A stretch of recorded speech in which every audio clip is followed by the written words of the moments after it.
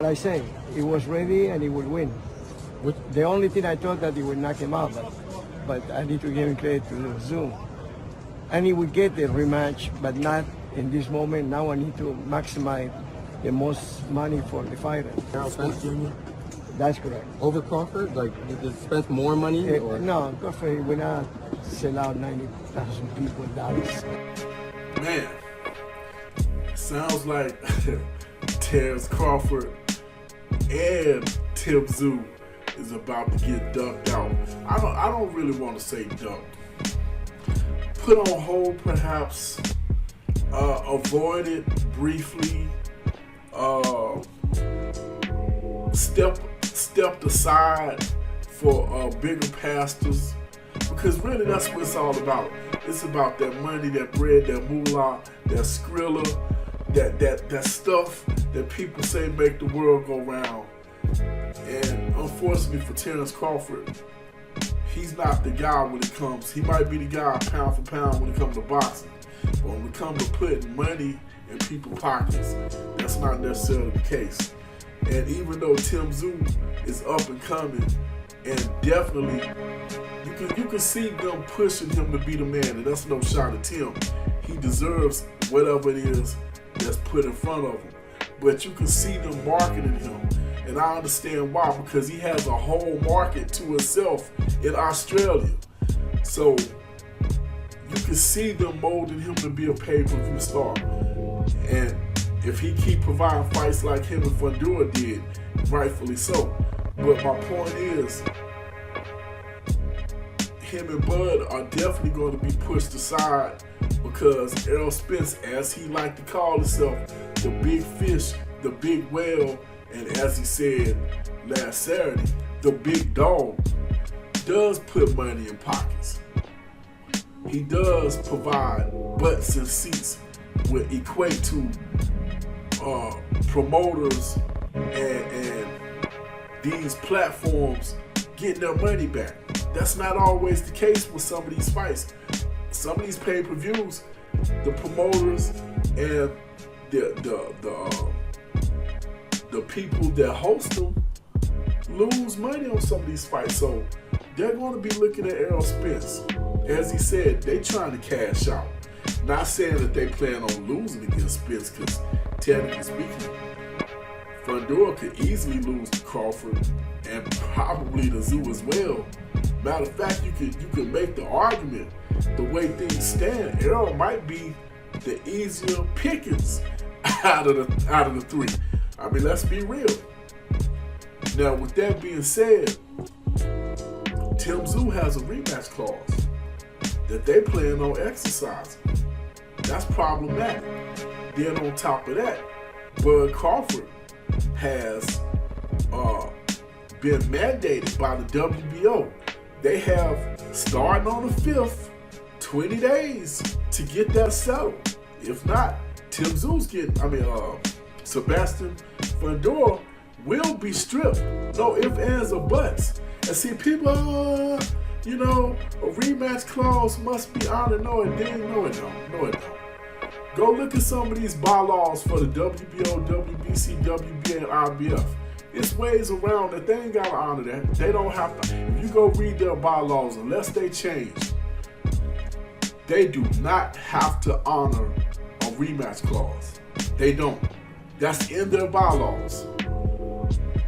Don't believe me? Go read it for yourself. Now, maybe a court of law, arbitration, can step in and try to push that, whatever. But when you read their bylaws, and I'm telling you, I've done it myself, you do not have to honor a rematch clause.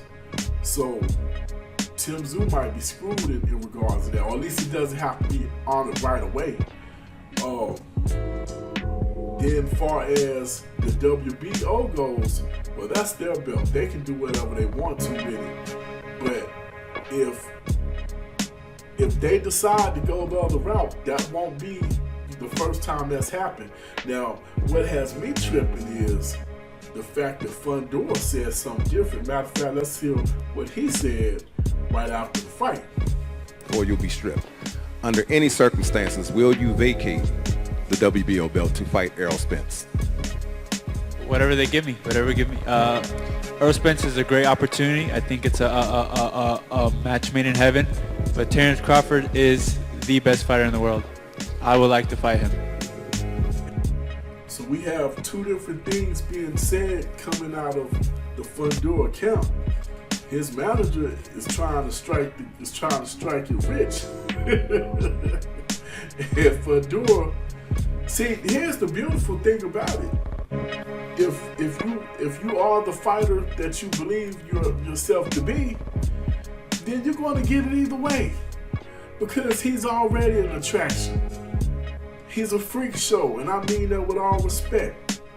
But he's a 6'6", 154 pounder. He's a freak show. That's a heavyweight length. And I mean, Muhammad Ali wasn't no darn 6'6". George Foreman, big George Foreman, wasn't no 6'6". We're talking to be bigger than that. We're talking Klitschko, Wilder, Fury status.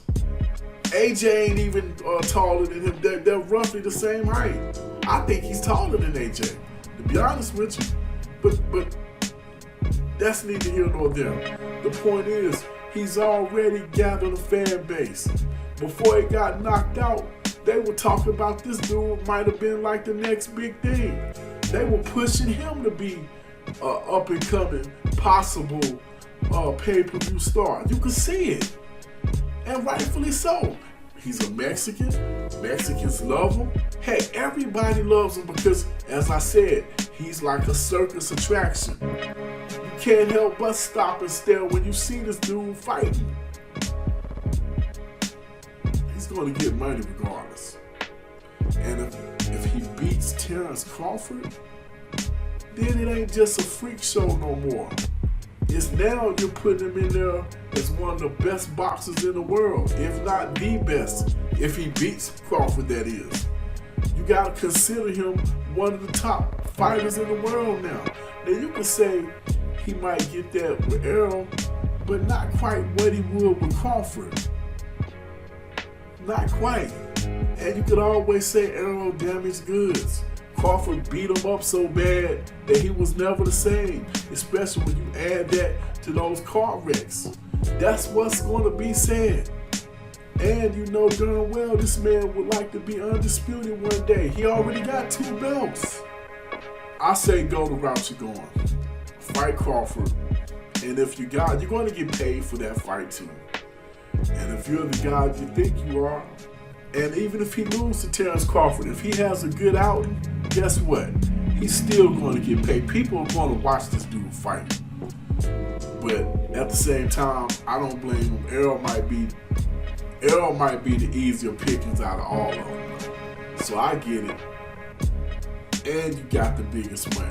So I get it. And that's probably the route that they're going to go. Tszyu, you're the one that's really getting screwed out of this, because that cut probably kept you from being the guy talking about who should I fight next. Should it be Errol? Should it be Bud? Or whoever else that might decide to step out there to try to fight you. So, I don't know, it's a lot of layers to this. I can't wait to see how it plays out. But that's pretty much all I got. This head busting boxes on Fight Doctor. Hit that like button, hit that share button, hit that subscribe button, hit that notification bell. Hit me up in the comment section. Let me know what you think. Which direction would you go in if you're Sebastian Fundora? Would you take the Crawford fight and hold on and try to hold on to having your 2 belts? Would you take the rematch clause and give the guy that was trying to dominate you earlier? That don't necessarily mean nothing, because adjustments do be made throughout a fight. But let's be honest, that cut played its part. Would you give the guy the immediate rematch that was kind of beating you up early in the fight? Or would you fight Errol Spence, the guy who ain't fought in the field like 3 years now? He fought Crawford like a year and a half ago. But a guy that only fought once in 3 years, that might be halfway washed up and is going to provide the biggest payday, yeah, you tell me what you think he's going to do. Head bust some boxes on Fight Doctor. I am out.